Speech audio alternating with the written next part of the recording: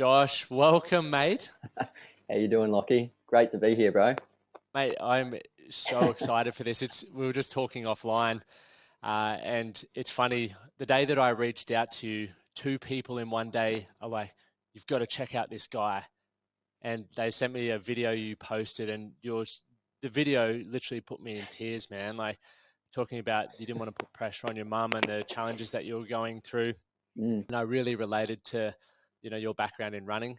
We were just throwing some chat around as well. It came from that background as well. Yeah, you just chucked it out there that you're faster than me, bro. So, mate, I reckon you have me now. No, mate, too heavy. no. And then your sister married one of my mates' brothers. Yes, correct. So we were trying to work out what the correct terminology of that is, but we'll just go with it's confusing, but it's awesome. Yeah, there's a connection there. My sister actually, we were just chatting about that before. She said, "Oh, you got to meet this guy, Lachlan Stuart." So she's going to be pumped to hear this, mate. She was the one who put it out there. I said, "No, Lockie's already got hold of me." One day before she had a chat, so she's going to be excited to hear this conversation. So I'm going to give my sister a bit of a shout out. Love you, Rach. Yeah, it's awesome that you can be on. And mate, so much spoke to me from your message, and I really just wanted to have a conversation with you. It was a 3-minute clip, brought me to tears, inspired the hell out of me, left me wanting to know so much more about you. And that's why I sort of slid into your DMs, and I was grateful that you responded really quickly and we were able to make this happen. Not a problem, mate. Inspiring story, and obviously there's a lot that was left out of that video. I'd love to start back at the running, right? You were one of New Zealand's leading runners in the 800 was your event, which is lovely. I can geek out over that. What were some of the, from a young age driving into the sport, how did you know you had the potential to be an elite athlete, and what sort of drove you to do that? Yeah, I was brought up in a small town here, so it wasn't hard to be good at a sport, yeah. I did a lot of sports, but running, I just really, really enjoyed running. It was like a moving meditation for me. My sister would say I had like ADHD and I had to be moving, and it was just, it was a place where I really disconnected, and I just really felt myself, intuitively myself, and I just really enjoyed it. And when you enjoy something and you pursue it, you become quite good at it. And then I picked up a coach here. I was fortunate enough to have the 1967 Boston Marathon winner, Dave McKenzie. He picked me up, and I was from the small town here, small little town in Rananga. Wow. Yeah, 1967. That was the same marathon Catherine Switzer run, the first female to kind of run a marathon, and so he won that race, and it was the fastest recorded time on American soil. At the time, it was about 2:15:46, I think. So it was pretty cool. It is motoring. Yeah. So he started coaching me, and he saw some potential in me, and kind of got the best out of me. And then another fella come on board, Jack O'Connor. He saw that I had a lot of speed. I was doing the 100 and like high 11s, and I was getting a lot of Ks on the legs, and so he established more speed and gravitated towards the 800, and all of a sudden I was winning some Canterbury titles, which is, I live on the west coast, so Canterbury's over on the east coast. It's quite a big province. It's the biggest province in the South Island, second biggest in New Zealand. And I started picking up a few titles, and all of a sudden, at 20 years old, I got second at the New Zealand Champs in the senior men's my first year, which was, I was training by myself here in Greymouth on a grass track. I didn't have a synthetic track. By myself, solo, and I thought once I got second in that race to the former 800-metre champ, he'd been the reigning 800-metre champ for many years, and I thought, holy heck, there's potential here. I could do something with this. So I packed my bags, and I moved over to Christchurch to put myself in a good environment where I could get the best out of myself and train with other people and get on a proper track, mate. That would have been game-changing. How were the calves when you got on the synthetic track after running on grass for a while? I definitely had to adjust, but as I said before, I was travelling back and forth to race on QE2 over in Christchurch and some synthetic tracks. So I had a bit of adjustment there, but it wasn't too bad. But they were definitely tight, mate. Yeah. I got back on the synthetic track last year, and I couldn't walk for like a couple of days after it. And coming from the grass, I was like, the old muscles don't enjoy it. How long was it since you ran prior to that? It had been since 2008, since my final year in school. Jeez, man. So Whether it was 14 a years. synthetic track or not, the calves would have been tight. Mate, it was I'm going there with a beard and what was I, 30? And the guys that I was running against at the meets were literally 14, 15, 16, and they were beating me. It was so humbling. I was like, I can't lose to you guys. You're tiny. You don't even have a beard yet. And then they whooped me. I tell you, I just started playing squash. My wife got me into it 2 years ago, and I got beaten by a 13-year-old girl. So it's humbling. It's so humbling, and it's so humbling. And I credit her. She's the current New Zealand champ, actually. So your wife is, or the 13? No, the 13-year-old. Yeah, I was like, wow. No, she smoked me. So yeah, definitely humbling. I can relate to that. Where do you feel your competitive mindset came from? Like, because 800 meters is a brutal event. Yeah, it's funny. It wasn't until I got diagnosed that I really kind of found out where my competitive nature came from. You know, I got psychological help. We can talk about that later. But you know, I was the oldest child, and I wanted to be seen by my father, and I wanted to be really, really good so he could see me. He was a very hard worker, and he had an incredibly tough childhood. He had me, and he worked hard. He had no money growing up, and basically grew up in poverty in a way. He lived in an orphanage for a long time, and his role of loving me was trying to work hard to provide money for me that he didn't have, and I didn't see that as a kid. And I just wanted to say, "Hey, Dad, I'm here."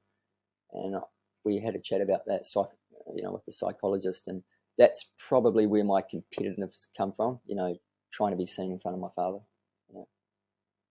It's a powerful realization, because as you were saying that, I was sitting there going, that sounds exactly like me. And our parents obviously were doing what they, as you said, I didn't see it as a young kid. I just didn't understand it. But knowing what we know now, it's easy to look back and go, I can definitely appreciate and respect why they did what they did. 100%. And do you feel that has shaped you, the way it shaped you has been positive? Yeah, definitely. I mean, me and my father, we didn't have the best relationship, and, you know, he'll testify to that as well. You know, he was always working, but, you know, when I got diagnosed and seen my dad and he saw me, I saw him cry for the first time in my life, and we finally connected, and it's like, holy shit, you know, my dad really does love me. And then I got some help, and we broke all this stuff down, and, you know, I really saw my father working his ass off to provide for me and my sister and my brother, to give me the life that he hadn't had as a kid, you know, and that was him showing me the love, you know.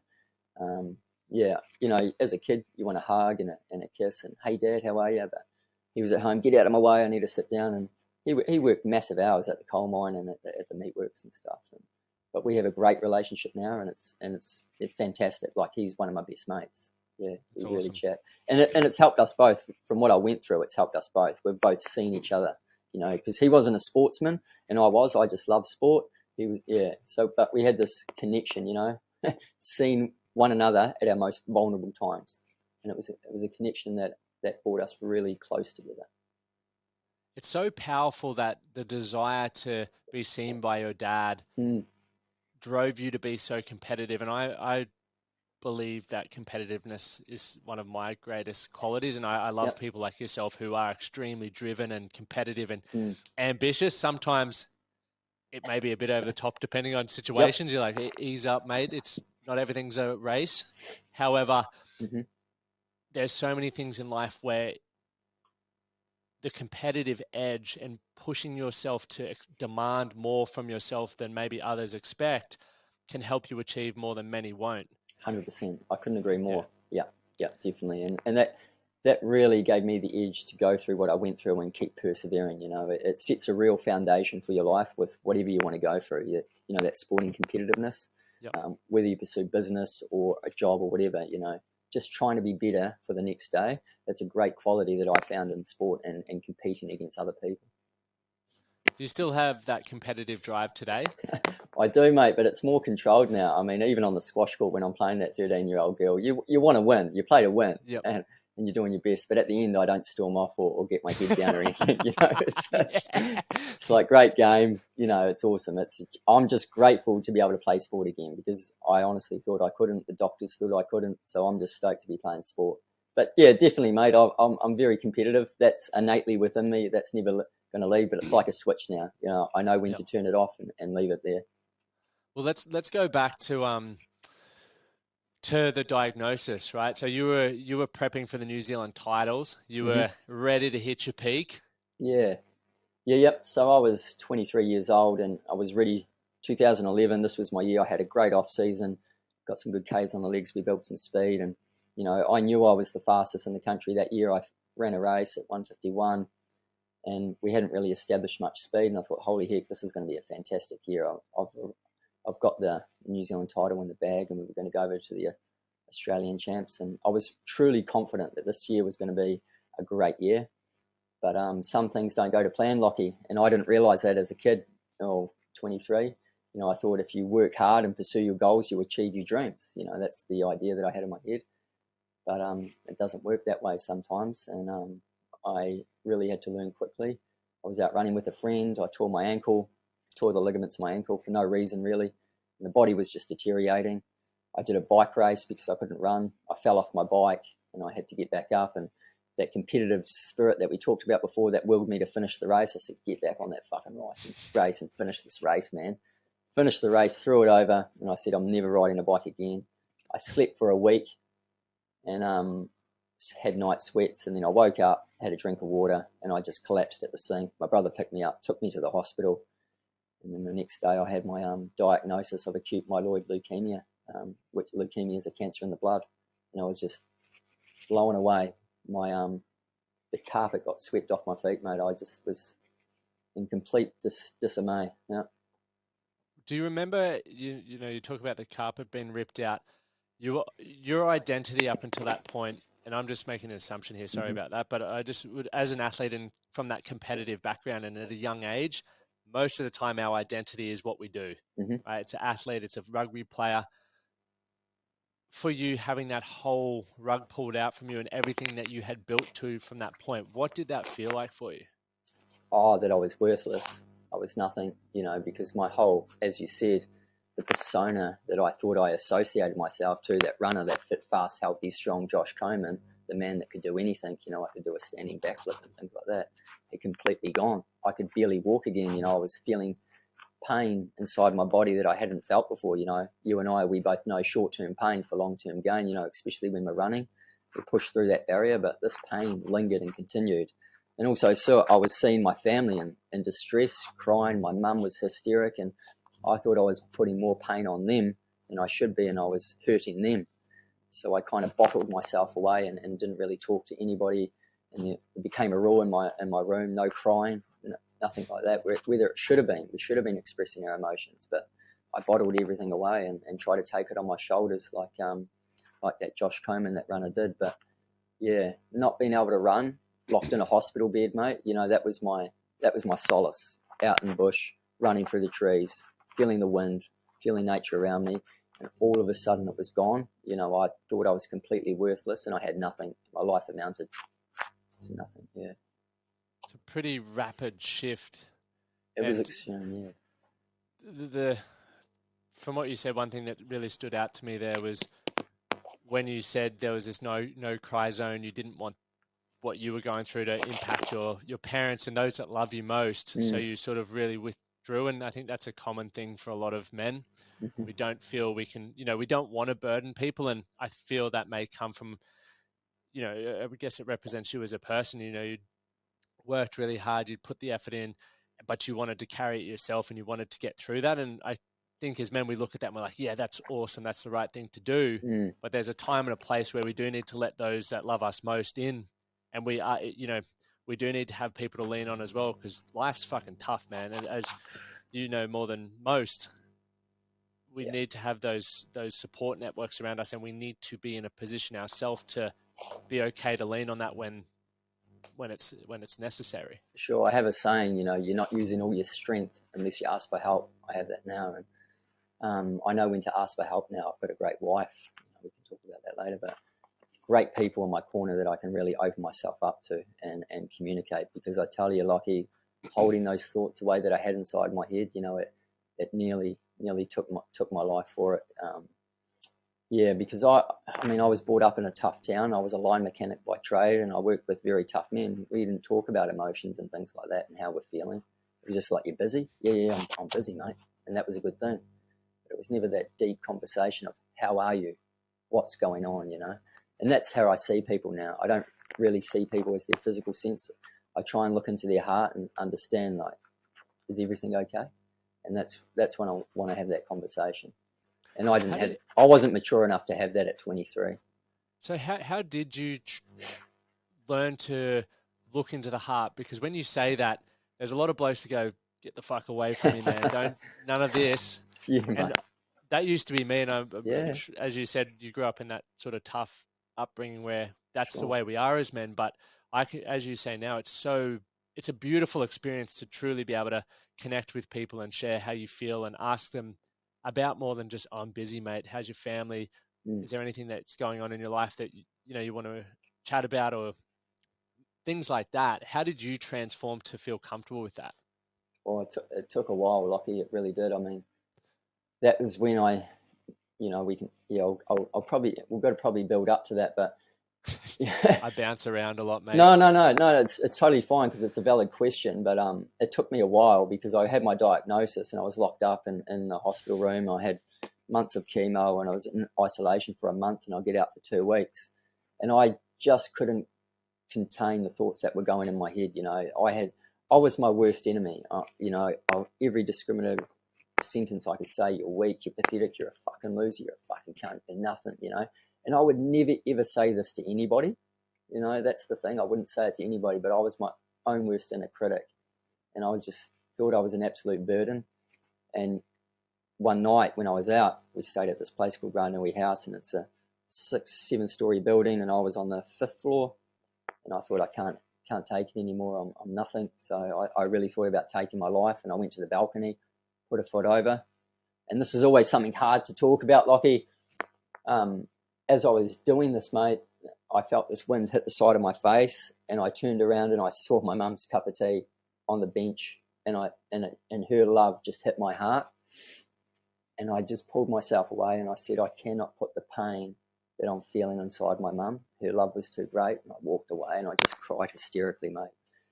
And it was just a tough moment, and it's hard to talk about, but I sat there with my bald head, fingers in my head, and it was just screaming like, what's going on? Why did you think about doing that? And then it came back to that saying, you're not using all your strength till you ask for help. And, I had to use my strength and ask for help. And I asked the hospital if they could get some psychological help for me. I needed to talk to someone. I needed to communicate and understand what was going on. It just gave me goosebumps. Yeah, I normally tear up, but I've been getting more help with this too when I talk about this, to kind of control it a bit more so I don't get quite hysterical, because it was so tough, mate. And to this day, I ask myself, what were you thinking? And the fact was, I wasn't thinking. So I sat down with the psychologist, and he enabled me some tools, and we dug deeper into my childhood and got all this out. But fundamentally, it wasn't me, Josh Komen, that wanted to die. Not me, the person who I was. It was just the pain and the situation that I was in that I wanted to die. Just this temporary situation. And I had to separate the two, that the situation wasn't me, it was me. And then it went back to the running. It's like, well, what did I get from running? And I asked myself some questions, and it was that hard working ethic, pursuing goals, getting the job done, trying your utmost best. So I thought, well, I'll try my best to do what I can do in this hospital room, yeah? And so I went back into my visualization that I did before a race, and we had this beautiful room outside my hospital. I could look out into the gardens and I could see people and watch them, and I used to try and connect with them just by visualizing, just things like that. And I did a lot of diary writing, and I started to open up and talk to people. Now, I didn't talk to everybody, but I talked to people that I trusted, yeah? My good mate, Hamish Patterson, and a good friend, Ruth, and my mum, and I opened myself up a bit, but it was still physically tough. But I had those anguished thoughts, those bad thoughts, but I knew how to deal with them. I gave myself time to cry, didn't hold it back. I just cried and let it out. And it was just that help, being able to communicate with my psychologist and enabling me some tools. And he also gave me a book. It's called Man's Search for Meaning by Viktor Frankl. Yeah. Beautiful book. It's in my top drawer by my bed, you know, that and the Bible. And there are two books that I kind of read while I was in hospital. And, you know, what Viktor Frankl went through was just horrific. You know, it was nothing in comparison to what I was going through. And fundamentally with his book, he has, you know, the psychological realm called logotherapy. And it was just basically making your own choice. You have the freedom to make your own choice in any direction you're in. You know, and he suffered tremendously in Dachau and Auschwitz, and he always made a conscious choice that there was meaning in something and meaning in suffering. And I tried to find meaning in what I was going through. And the fact is, I tried to be the best cancer patient I could be in some strange way, and that was trying to get through what I went through. So that was kind of the psychological shift there, and a lot happened in that 4-month process. You know, I became eternally aware of myself, and I started thinking more and seeing other people with their suffering, because I had that window, and I tried to understand what they were thinking, and I could see the despair on their face all of a sudden. And yeah, and I was trying to understand that everybody's going through something. It's just not me. So yeah, this happened over a period of time, obviously, but that was the start of it. What do you feel the bigger meaning, like you mentioned you got to think about why things were happening to you and you have control over things. Like, what do you feel the meaning that you take for that and the direction that you've now gone in with your life? What do you feel that meaning you've been given is? The meaning to help and encourage others through their hard and testing times. You know, that's my purpose now, and that gives me full meaning of why I get up every day. I mean, I know everybody in this life is going through something, whether it's small. It doesn't have to be cancer and what I went through. I mean, I went through a whole heap more, but I know someone's going through something, and I can be that void to inspire encouragement to continue, because in New Zealand right now, our suicide rate's at the highest level it's been, and probably Australia as well. And, you know, these young kids taking their life for me, where I see so much potential in life within it. And I just see that maybe I'm that figure now going through what I went through, and people can come and talk to me with open, honest conversations, and there's a trust aspect that whatever they say to me stays with us. And I just want to create that space, knowing that I've gone through something significant and everyone's going through something, and I'm here to have a conversation to know that things will get better if you have the courage to continue. I want to give you like a big high five and hug at the same time. Legend. So you've been faced with death twice, ultimately, you know, one with the diagnosis potentially, and then obviously putting your foot over that railing. Being in that position where you realize that life is not everlasting, how has that changed the way you want to live your life? Oh, I understand death, and I know how quickly life can be taken away. I really understand that. I mean, you know, I had 2 diagnoses of cancer. I had to get treatment in Melbourne. You know, I had heart attacks. I've had the worst pain known to man, trigeminal neuralgia, and I know how quickly things can change. And I know after this conversation, I might not wake up tomorrow. There's potential there. You know, things do happen.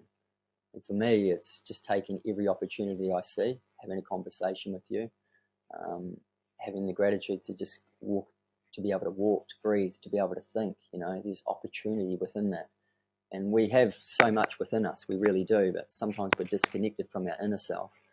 And, you know, every day provides an opportunity. And I encourage others to wake up for the day and find that opportunity, seek it out, you know. So your journey, or I guess battle, challenge, however you like to word it, has been going on for over 10, is it over 10 years now? Yeah, so I finished treatment in Melbourne a few years ago, so it was 10 years in total getting treatment. I got diagnosed again after that first diagnosis. Cancer came back after a year. How long were you in remission from that point? Yeah, I was in remission for a year, and so I got out of hospital, bro, and I went surfing over here on the coast. We got some good swell. I went surfing, and I just thought and meditated and prayed and asked myself what the heck just happened. And a friend rang me up, and he said to me, do you want to go to Nepal Everest Base Camp? And I was like, no way, brother. I've just been out of hospital, been torn apart, no way. And then I was out there, mate, and it just hit me. It's like, life's short. You've got to take these opportunities, even though that you were scared, yeah? And I had to overcome that fear barrier. And, you know, I become so scared of myself and I thought I would take my life. You know, I had to break that down. I said, no, mate, you got to do it. So I rang him back up. I said, let's do it, bro. So 5 months after my last round of chemotherapy, I was on the plane to Nepal and Kathmandu, ready to climb up Mount Everest. And this was another real life-changing moment for me, bro. I mean, I hadn't really travelled overseas apart from Australia. So, yeah, I was ready to go. So I got picked up on this tuk-tuk, Lockie, and it was chaotic, mate. I had sensory overload, all these smells and people, and it's tuk-tuk. And I'm going through these streets, and I seen these kids, mate, and I talk about it when I stand up and talk. And they had bare feet and a singlet on, and half of them were naked and running around, and they're playing in rubbish. And they looked up and just waved to me, you know, these beautiful white smiles. And I waved back. And I thought, holy moly, man, how lucky and grateful am I to suffer in such good conditions, yeah? When I was diagnosed, you know, I had a hospital bed, I had food, I had my mother's hand, and these kids had absolutely nothing, playing in rubbish with their mates and still smiling and waving at me. And I thought, man, oh man, you're lucky, bro. So that's when I really owned that moment that I was in. Every little bit, the wind on my face, and I was starting to become more aware of my environment around me, just really taking that gratitude into my heart, not into my head, but into my heart, really feeling it and just being, hey, man, this is awesome. Why do you feel we lose the awareness of what we have around us and that gratitude? Yeah, pulling up the phone.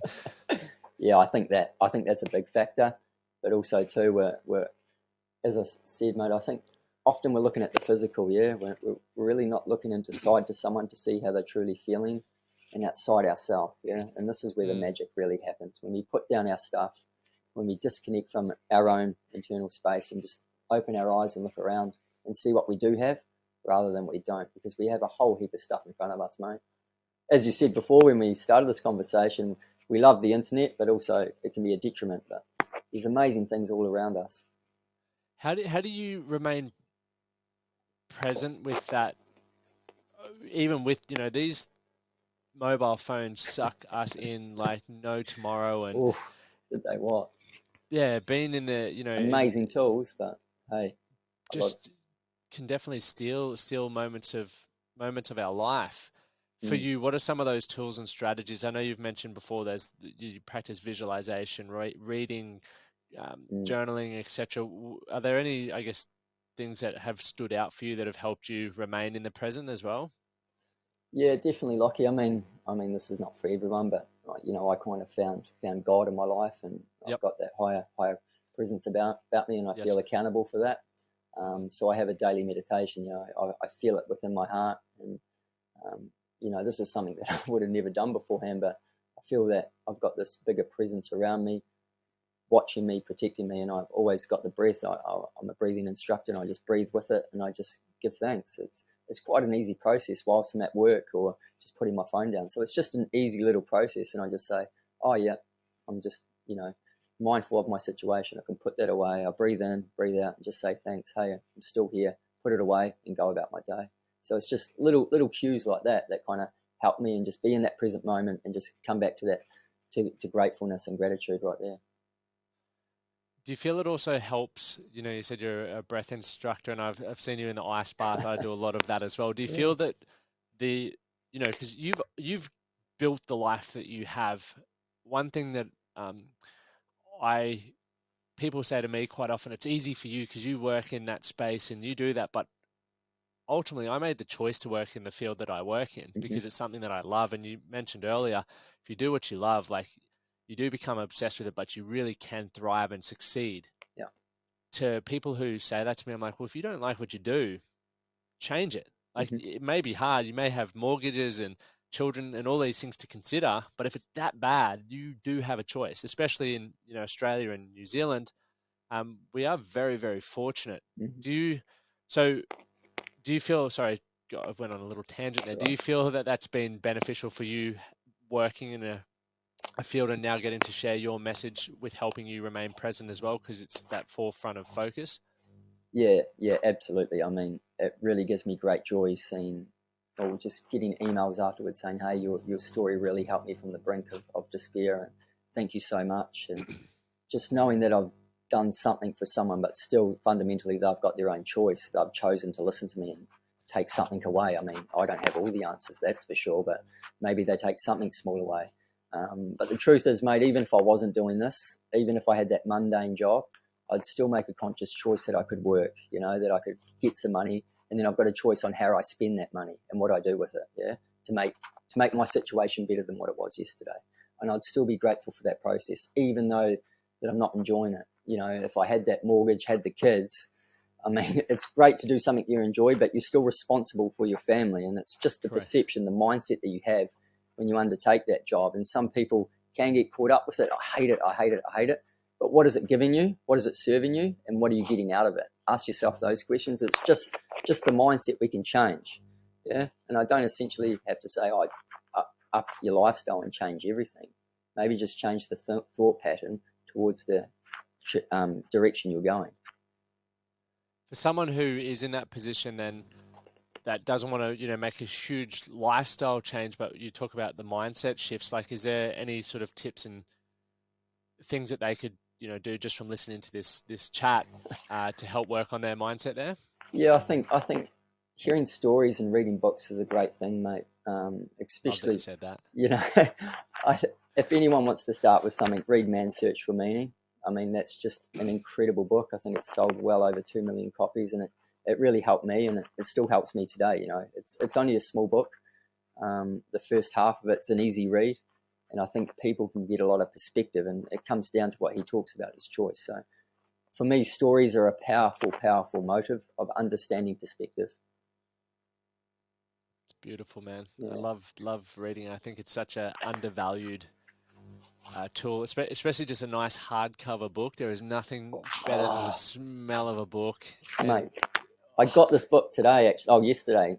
It's called Winter Swimming the Nordic Way by Susanna Soberg, and it's this beautiful hard copy book, and it's kind of got this texture, mate, and I just love holding it in my hand, and the illustrations and pictures in it is incredible, and feels like I'm winter swimming just by reading. So yeah, it really encaptures your imagination as well. Books are fantastic, and that's where it comes back to that as well. Sorry, you've got a book as well, yeah? Yeah. I've written a book a few years ago. I'm going to hit you up after and buy a few copies and hopefully get you to sign them, and we'll if that's a possibility, and we'll give them out. I'll give some out as a gift to some of the listeners, which would be epic.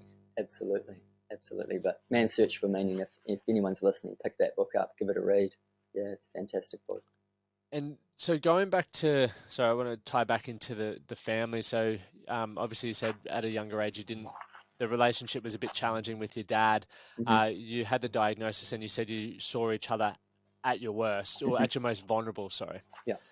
How did you then start taking those action steps forward to really, I guess, whether it was mending or improve that relationship? Yeah, so that didn't happen until about after my second diagnosis, when I had this pain called trigeminal neuralgia. So I went through my second diagnosis. I had an allogeneic stem cell transplant. We can talk about that later. But I had this pain in my face, and it was described as the suicide disease, because 25% of people take their life who get it. It's just this extreme pain. Just to describe it, it's like someone's got a cheese grater behind your eye while someone's stabbing you while your face is on fire. It was horrendous. And I was on every pain medication you can think of, fentanyl, morphine, everything, mate. How did that stop?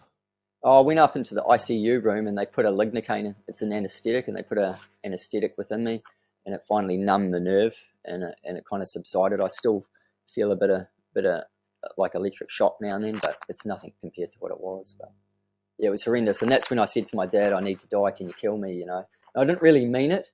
And he just lit up, and he just hugged me. And from then we just hugged each other all the time. And, it wasn't just me, it was him as well. He understood how painful life could be, and he went through some stuff as a young kid. And we just really, really saw each other in that moment. And then we just, became really good friends. And, all the time we'd hug each other. And he even says to me, love you, man. Love you, mate. He's just one of my best mates, and I love him dearly.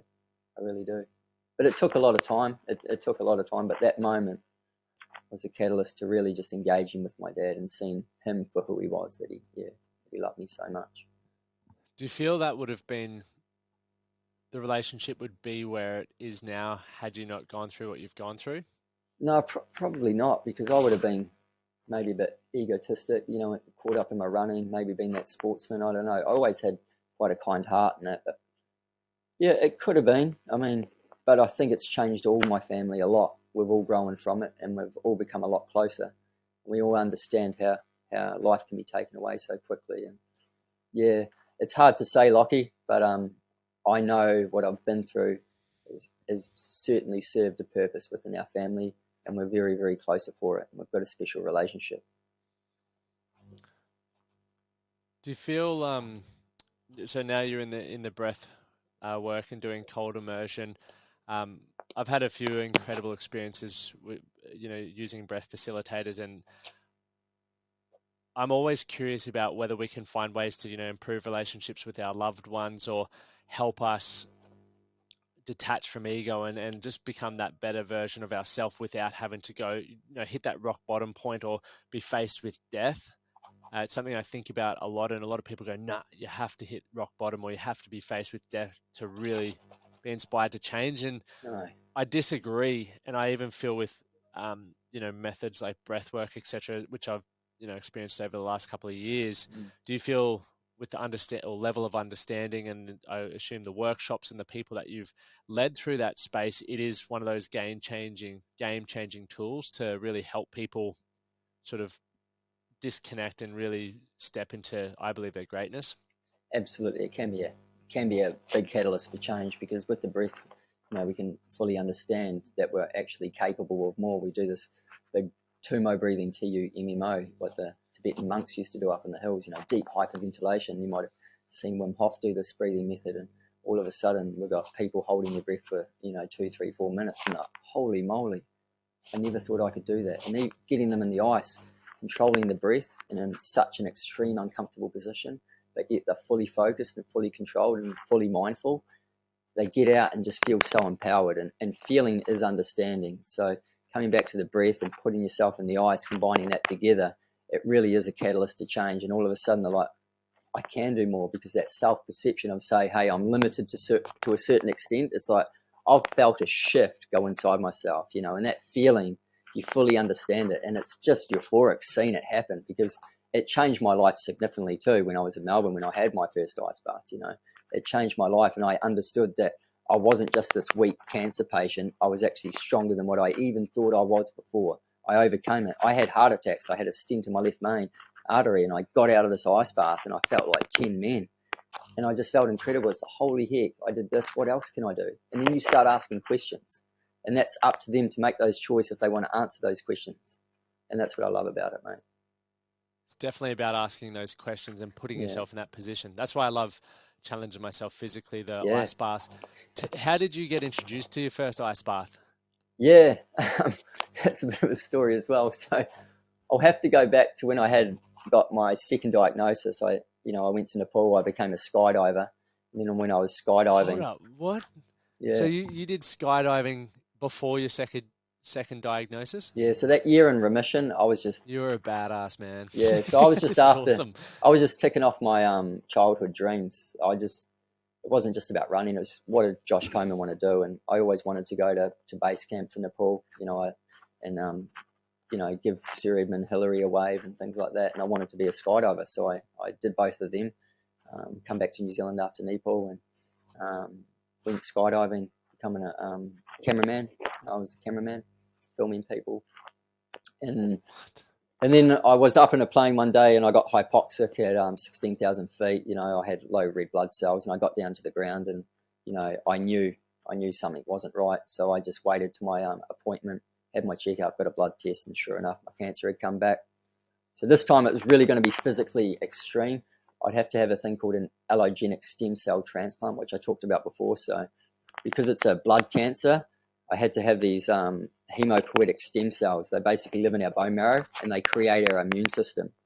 So I had to get my whole immune system obliterated from my bone marrow, just taken away, with high toxic chemotherapy with full body radiation, and the treatment's horrific. And I'd have to have these little stem cells sent over from Germany, because I had a donor, a young girl, and she donated her stem cells to me to have this transplant. So I'm just going to back up a bit. So I got diagnosed. I had 2 months of treatment. It was pretty rough. But then on my second round of treatment, mate, I developed neutropenic sepsis, and basically that's, I'm neutropenic and I've got a bacteria in my blood, and I got sent up to ICU and I got put on life support. And the doctors told my parents, hey, there's a good chance he won't wake up. You might want to say goodbye. And, I had the thing down my throat and I was just a mess, mate. And thank God I did wake up after 10 days, and I was just a weak alien, bald head, my eyes were full red. I couldn't talk. I was about 51 kg, I think. I couldn't walk. My brother pushed me around. And the process, bro, before having a transplant, you have 2 months after your normal round of treatment. You have 2 months off to recover, to get ready for the treatment and have the transplant. I was on ICU, couldn't walk, couldn't talk, and I had 2 weeks to get ready for this transplant. So I was like, holy moly, what do I do? So all I knew what to do was go outside, get the fresh air on me. I used to just visualize and pray and just sit there every day, just trying to see myself happy and healthy again. Built up to my treatment, had really high toxic chemotherapy combined with full body irradiation, which they just eradicated my immune system so it wouldn't grow back. So to describe it, it's like chucking Roundup on me times 10, so nothing would grow back. It's like a nuclear bomb. So then these little stem cells would come to me from Germany, from the young girl who donated them to me, and repopulate a new immune system to grow everything. So that started to happen, but having a woman donor, I got this side effect called graft versus host disease, because it wasn't a complete match. So it started attacking my body, and you can see my skin and everything like that. It's kind of pigmented, and I was really gluing myself together, and it was in my stomach, and I was just shitting myself about 50 times a day, and it was just horrendous. So they kind of got it under control with medication, high steroids and immunosuppressants, and I was in hospital for about a year, just in and out with many complications. And finally I had to get out and kind of recover a bit more, get better. And then I got that trigeminal neuralgia that we spoke about earlier, that face pain, that GVHD, the graft versus host disease, just flared up, and the steroids and immunosuppressants weren't doing its job. And then I had to get sent to Melbourne in Australia in 2017 to get treatment for this GVHD. And this was another tough time in my life, because I got sent over there and I was really weak, and I had no family. I had a few friends around, but obviously they're working in that, but I lived over there by myself. I was getting treatment 3 times a week. And my mate sent me this link about Wim Hof, and watched the Vice doc. I thought, that's cool. And I started doing these cold showers and breathing. And then I went to one of his retreats. He was in there. It was the first time he was ever in Australia, and I was lucky enough to get on the retreat, and I went there. In the morning I woke up, I had a massive heart attack. Didn't even attend the retreat. The ambulance came, took me to Geelong Hospital, and took me to Peter McCullum Cancer Centre, where I was getting treatment, and then went to Royal Melbourne Cardiac Unit. And I was in there for 24 days, where I had about 12 heart attacks. I had a dozen heart attacks. And they didn't know what to do with me. The reason why I sat there for so long is because my skin and everything had kind of glued itself together. So the GVHD was gluing my body together. It's called scleroderma. So it's a thickening of the skin and building up collagen. And I basically was like the Tin Man of the Wizard of Oz, just really stuck in my body. So they didn't know whether to give me a heart bypass or stent my left main artery. So I sat there turning the ECG machines upside down for like 24 days, mate. And I wrote the doctor a letter, and I said to the doctor, I said, listen, mate, I don't care if you live or die. Just make a decision, back yourself, just do it. And next day, that's what you said to the doctor. Yeah, so I said, in the letter, I said, learn from me as a patient. Just learn from me. If I die, learn from me as a patient. Yeah. So I sent him, give it to the nurse. He gave it to the doctor. Next day, had a heart attack. He put me in the cath lab, stented my left main, and all of a sudden, I spent a couple more days there, and I was out of hospital. So far out. Yeah. So that was about 6-7 years into my journey. What's have they told you what your heart's like now? Yeah, it's good. I didn't really have any heart damage, because a heart attack is different from a cardiac arrest. Yeah, it was restricted blood flow as opposed to no blood flow. Okay. So I had no heart damage, thank goodness. That is unbelievable. But yeah, I had this just Oh man, yeah. When I had it was just intense pain in my chest, man, and it was just flipping. Yeah, So that was after 7 years, and I just, what the heck's going on, you know? And I was quite depressed in Melbourne as well, and suicidal, and asking myself. But I always had that love in my heart, my mum's heart. And I kept praying and meditating and doing all those 1%ers that we spoke about earlier. Just keep doing them, turning up for myself. And then I had those heart attacks, got out. And then I got into a gym. It's called Fifth Element Wellness, and it's based in Melbourne, outside of Brunswick there, in Fitzroy. And this place was quite incredible. It had gut health, it had the gym, it had saunas, it had ice bath, it had Dave O'Brien and Anthony Messino, two amazing guys, and they just uplifted my whole health. So this was the first time, apart from I was doing a bit of yoga, trying to change my diet and things, but it really wasn't working. But now I had this base where I could really understand more, and I just immersed myself in it, and that's where I had my first proper ice bath with a couple of friends. It was at my good mate's, Mark Claw. He's got a men's retreat place. You might want to have a chat to him, actually. Definitely. Out in Hepburn, an incredible guy. I'll talk to you about him afterwards. At his house, big bearded man. He was an ex-plumber, but he's got this massive heart, mate. And he said, Joshy, we're going around having an ice bath, mate. We're going to fucking do it, mate. He's right into it, you know. We're fucking doing it. Yes. Yeah. So he brings me round. Mark Mullen, he was the Australian kickboxing champ, and Dave O'Brien, who was the owner of the gym, big guys. And I was a skinny 53, 54 kg guy. Like, what the fuck are you thinking, man? You've just had a heart attack. Now you're going to get in this 2-degree ice bath. But the thing was, mate, I was desperate, and I'm a guy who wants to know why. So I've dug deeper into the science, and I've understood there's a whole heap of health benefits here. So I've got to try this. I have to try. Fuck the fear. Get in there and do it. So I got my breathing under control. We did the breathing, got in there, and I was just fully focused, and I was fully aware, fully present of my internal self. Got out, mate, and I just felt so good, you know. And it was the first time I'd run in about 6-7 years. We had a 30-meter corridor, and I was just running up there, thinking I was running on the track again, you know. And I hadn't done that, and I had this genuine smile on my face, mate, and I was just so happy. And I was like, holy moly, mate, you thought you were going to die in there, but you didn't, you know. And you chose to go in there, and you chose to take control, and you got out, and you feel incredible. So I've become addicted. It's my daily practice. Cold showers in the morning.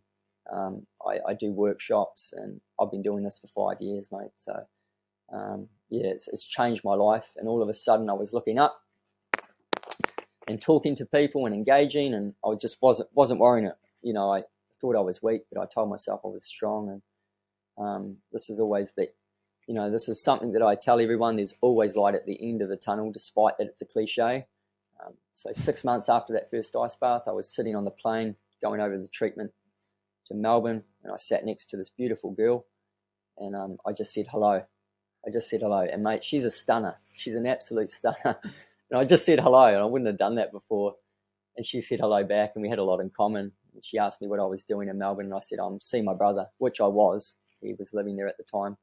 He recently moved over there, and we got talking a bit more, and it turned out that she was a cancer nurse, an oncology nurse. No way. Yeah. And I said, listen, I'm actually getting some cancer. It is cancer treatment, but I'm getting this treatment for graft versus host disease, which she'd heard of, but she hadn't heard of the treatment because she's worked in that realm before, that space. And I said to her, it's a great pickup line, bro. I said, do you want to come and see my treatment? So a lot of blokes are taking note right now. Yeah, not a good line to say to invite someone to the cancer centre, but she said, yeah, sure. But I thought she was just being polite, you know, being nice to me, and sure enough, she wouldn't. Told her my address where I was staying, and you know, 10 o'clock that day, here she was outside. So I knew she was true to her word, which was one of my values, you know, being accountable for what you say. That's a big value of mine. And I thought, holy heck, this girl's true to her word. So we went there. And to this day, it was the first time my treatment had been delayed. It was at 10, had to get moved to 1 o'clock. So unfortunately for her, she had to hang out with me in the morning. We had a coffee, and we had a lot in common. And we spent the week together. At the end of the week, we shared a bit of a kiss, and I went off, and we kept talking, and she flew over to New Zealand to see me, and the rest is history. You know, we've been married now for 2.5 years, and we've just had a wee a wee daughter about 3-4 weeks ago. Congratulations. That is the perfect thing of life happening for you. Like, geez, Yeah, bro. it's a beautiful story, man. How has it been becoming a father? Yeah, it's incredible. It's something that sorry, mate. You're right. Take your time. It's just something that I couldn't even fathom in my life, mate. I got told I couldn't have kids, and my little daughter's been stored on ice for 11 years, and yeah, I know it's a cliche, but there's light at the end of the tunnel, and something significantly profound happened to me. I met Sybil and had my wee girl, and I couldn't even visualize that, mate. I really couldn't. And here it is, and it's just changed me so much. It really has just been responsible for this little life that I see, and yeah, words can't express how I feel. I'm so sorry, but yeah. When I talk about the whole story, it's not into the detail of I thought I would when I do my talks, but you get to the end and you think, holy heck, mate, holy heck, how did you get here?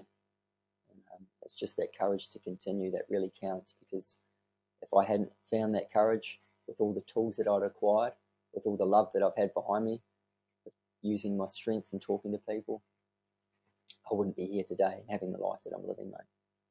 I'm truly blessed. And what a bloody role model she has as well. Hey, she's my teacher now, mate. She's teaching me. A lot of my mates have said, since they've recently had children in the last 12 months, and it's like you get to relive your childhood again now, like with just the curiosity and the excitement they have for life that many of us have lost. So getting to relive that now through a different set of eyes is pretty special. Yeah. They normally say, what is it? You're the age that the people you associate yourself around. So I'm associating myself with a 3-month-old girl. So I feel quite young and juvenile. Genius. It's great. What would be some advice you would have given your younger self, knowing what you know now? Things change. Don't be afraid. Yeah. Make a plan, but don't fall in love with the plan. Yeah. That's something that I would say to him, Make that plan, set those goals, go after them, but don't fall in love with them. Yeah, understand that it may change, but it doesn't define you. Yeah. So make that plan, but don't fall in love with it. That's what I would say to him in one quick sentence. Yeah. I love setting goals. I'm all about them, but you've got to maintain being adjusted. Understand that, hey, if that doesn't go right, I've got to go this way. And something else may come from that. Something else will come from that. I guarantee that. Who has been someone over the last 10 years who's been extremely influential on the man that you've become today? Who in particular? That's so hard to answer, Lockie. There's been so many people in my life that I'm truly, truly grateful for in my life. My dad, my brother, my good friend Hamish, a workmate Bobby Boswick, people who set real core values in my life. But as I said earlier, I found God in my journey through my suffering, and that's been probably the main figure in my life that I've tried to adhere to in a way. Whether you believe or not, I just think it's a great thing to think that someone's watching you and that you are accountable for your actions. So that's kept me honest in a sense, So that's, yeah. It's definitely important to know that we are accountable for our actions, the good, bad, and everything in between. Yeah. Too many of us definitely pass responsibility and look to blame everyone else. For sure. The easy option. In regards to leukemia and things like that, is there anything that is, because you found out from not recovering and things like that, is there ways that we can get tested or anything like that, or is it sort of just? Yeah, I think if it's hereditary, there are some leukemic blood cancers that are hereditary. Mine wasn't. Mine was just spontaneous and random. Yeah. For leukemia, no, there's no particular blood test that you can do. to find out if it's there, or you'll find out if you have it. There are other cancers like prostate cancer and things you can get like screenings and stuff, which I encourage men to do. But yeah, leukemia, no, yeah, it may be hereditary, but hey, what I said to a conversation the other day, everyone's got cancer in a way. We're all finite beings, and yeah, we've all got limited time on this earth, so I think we should make the most of our opportunities and the life that we're living. It doesn't have to be being the best runner or anything, just being the best you, turning up for yourself, seeking opportunities for tomorrow. Yeah. Love that, mate. Josh, thank you so much for your time, mate. It's been eye-opening. It's been inspiring.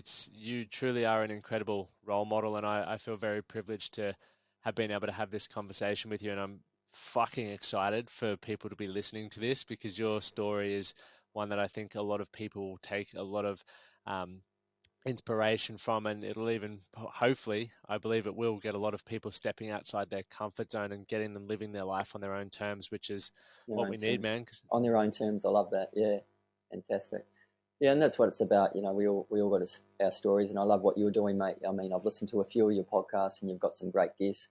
You share some great content, and people can listen to a podcast, which is great, and they can take what they want from it. It's their choice. It comes down to their choice. And so thanks for doing what you're doing, bro. I mean, it's awesome. You've done how many podcasts? About 400 or something? Yeah, something.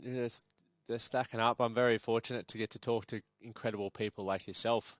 Yeah, and likewise, mate. I mean, yeah, Lachlan Stuart, the man of Brisbane. I mean, my sister knew all about you.